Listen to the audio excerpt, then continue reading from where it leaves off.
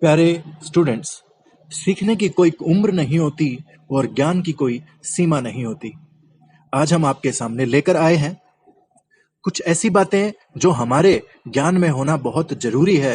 अंग्रेजी इतिहास से संबंधित और अंग्रेजी देशों से संबंधित कुछ ऐसी बातें जहां पर रेनेसां की शुरुआत हुई थी और आज का युग जो हम चारों तरफ देखते हैं वो उसी रेनेसां का एक डेवलप्ड वर्जन है। शुरुआत में क्या हुआ था, उन सभी बातों की चर्चा हम आज इस रेनेसां के इंग्लिश साहित्य के लेक्चर में करेंगे। कैसे आर्ट, साइंस, टेक्नोलॉजी और धर्म ने हमारी मदद की हमें एक अच्छा इंसान बनने में, एक डेवलप्ड इंसान बनने में, और यूरोप किस प्रकार डेवलप हुआ, इस बात की भी हम यहाँ पर चर्चा करेंगे। मध्य युग में देखा गया कि यूरोप ने अपनी नई पहचान बना ली थी, जिसमें उसने कई अलग अलग नेशंस को इकट्ठा किया। ये नेशंस अब पतन हो चुके रोमन एम्पायर का हिस्सा नहीं थे। हर राष्ट्र ने अपने अलग अलग एथनिक कैरेक्टर को डेवलप किया। एथनिक कैरेक्टर मतलब कि अपनी नेशनल पहचान, अपने नेशनल कल्चर और एक्सपीरियंसेस को सहेजा, और इसे ही एथनिक कैरेक्टर किसी भी देश का कहा जाता है। अपनी शान खो चुके रोमन एम्पायर से अलग होने के बाद इन यूरोप के राष्ट्रों ने अपने वजूद को डेवलप किया। यह बहुत क्लमसी एक्सपीरियंस था, आउट ऑफ स्टेप एक्सपीरियंस था, लेकिन ये जो इवोल्यूशनरी प्रोसेस थी जिसमें देखा गया कि नेशंस ने कैसे स्ट्रगल किया, कैसे रोम के सुरक्षा कवच से बाहर निकलकर लोगों ने अपने घरेलू सुरक्षा ढांचों को डेवलप किया, कैसे रोम के अंडर आने वाले, रोमन साम्राज्य के अंडर आने वाले देशों ने अपने अपने सुरक्षा ढांचों को डेवलप किया, अपनी पहचान बनाई। जो देश कभी अपने आप को रोमन साम्राज्य और रोमन कैथोलिक चर्च के अधीन मानने में उत्साह अनुभव करते थे, गर्व अनुभव करते थे, आज वो क्रिश्चियन बिलीवर्स, आज वो क्रिश्चियन धर्म के मानने वाले उस रोमन कैथोलिक चर्च से प्रश्न करने लगे थे। यही रेनेसां की सबसे बड़ी उपलब्धि थी, प्रश्न करना। लोगों ने जैसे ही प्रश्न करने शुरू किए तो उनकी जिंदगी बदलने लग गई। रोमन कैथोलिक चर्च जो अपने आप को क्रिश्चियन बिलीवर्स का स्पिरिचुअल प्रोटेक्टर कहता था, उनके प्रश्नों के जवाब देने में असमर्थ होता चला गया। अब तो बदल गया था जमाना, और मध्य युग के अंत तक आते आते ये सभी ऑर्थोडॉक्सी, जो कर्तव्य लोग समझते थे अपने क्रिश्चियन धर्म में, जो ऑर्थोडॉक्सी को निभाना ही अपना कर्तव्य समझते थे, जो पेपल रूल्स का पालन करते थे, उन सब का अब अंत हो चुका था। पुनर्जागरण ऐसा समय था जब यूरोपियन प्रश्न पूछते थे उसके खिलाफ, जिसे सैक्रोसैंक्ट माना जाता था। सैक्रोसैंक्ट का मतलब होता है कि जिसके खिलाफ प्रश्न नहीं पूछे जा सकते। इसी प्रकार आर्ट, इन्वेंशंस, साइंस, लिटरेचर और थियोलॉजी जैसे सब्जेक्ट्स सामने आए और लोगों ने इन सब बातों में ज्ञान ढूंढने की कोशिश की। आज की वीडियो में इतना ही। अगले वीडियो में हम बताएंगे कि यूरोप का पुनर्जन्म, यूरोप का रेनेसां कैसे शुरू हुआ। धन्यवाद।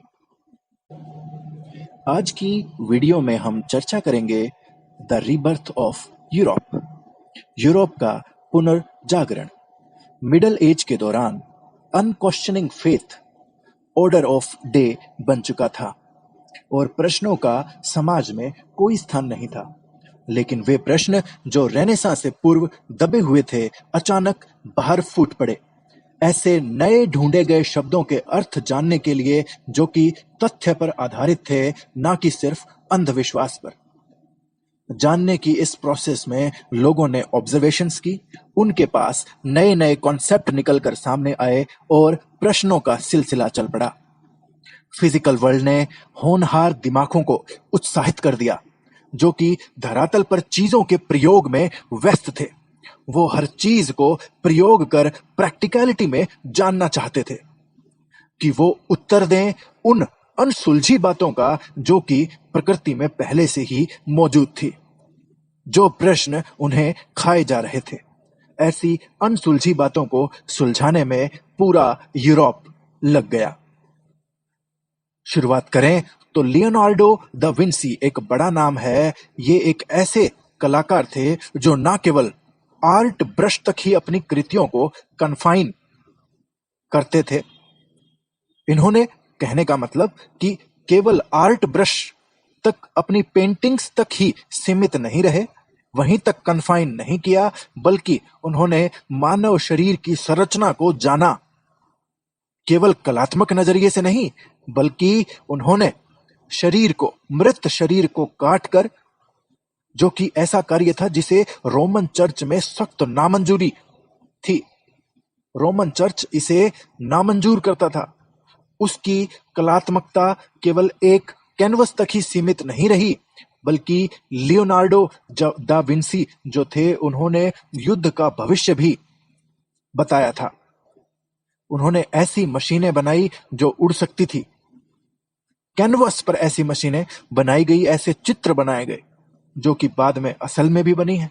हम चारों तरफ देखते हैं कि उड़ने वाली मशीनें हमारे पास अभी हैं, जो कि पहले ही हमें लियोनार्डो दा विंसी अपनी पेंटिंग्स के माध्यम से बता चुके थे, हमें एक इंस्पिरेशन दे चुके थे।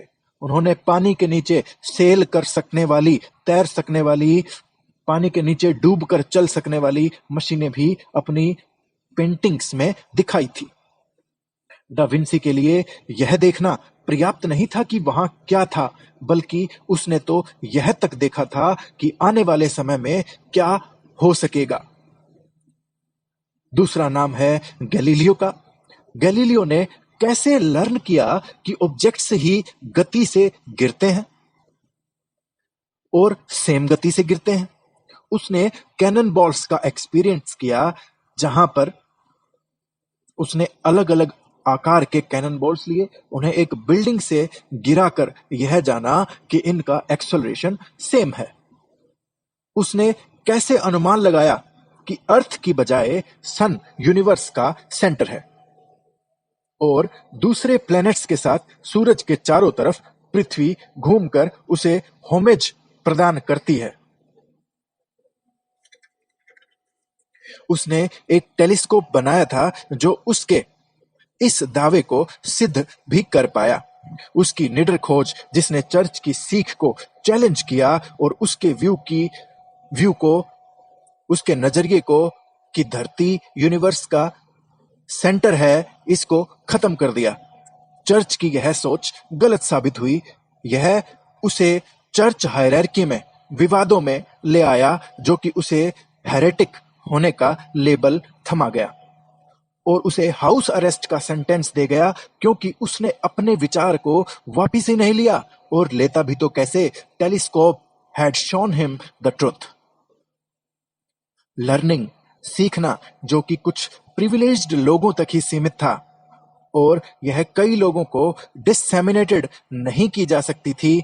पुनर्जागरण के समय तेजी से लोगों तक शिक्षाएं पहुंचने लगी, लर्निंग्स का विकास होने लगा। इसका कारण क्या था? तो इसका कारण था 1440 में जोहान्स गुटनबर्ग में mechanical moving type printing press का इन्वेंशन होना, जो कि जल्दी किताबें छाप सकती थी और किताबों से लोग पढ़कर शिक्षा ग्रहण कर सकते थे। पहले लेबोरियस कॉपिंग प्रोसेस हुआ करती, जिसमें नॉलेज को शेयर करना बड़ा ही सीमित रह गया था। अब जब मशीनों ने ह्यूमन लेबर को कम कर दिया, तो कहीं जाकर उनका इंटरेस्ट लिटरेसी और लर्निंग में बढ़ सका। लेकिन पुनर्जागरण ने सिद्ध कर दिया, लर्निंग एक डबल एज्ड सोर्ड थी, दो धारी तलवार थी, क्योंकि नॉलेज से क्वेश्चंस आते थे जो चर्च उत्तर दे नहीं सकता था, और ना ही चर्च पूछे गए प्रश्नों को सहन कर सकता था। लंबे समय तक पूछे गए प्रश्न, या कहें इंक्विजिशंस ने प्रॉब्लम ऑफ क्वेश्चंस को जन्म दिया, जिसने चर्च की टीचिंग को वायलेट किया था। मार्टिर्स होने के बजाय चर्च खुद ही ये प्रश्न क्रिएट कर रहा था। इसी के साथ हम इस चैप्टर का अंत करते हैं।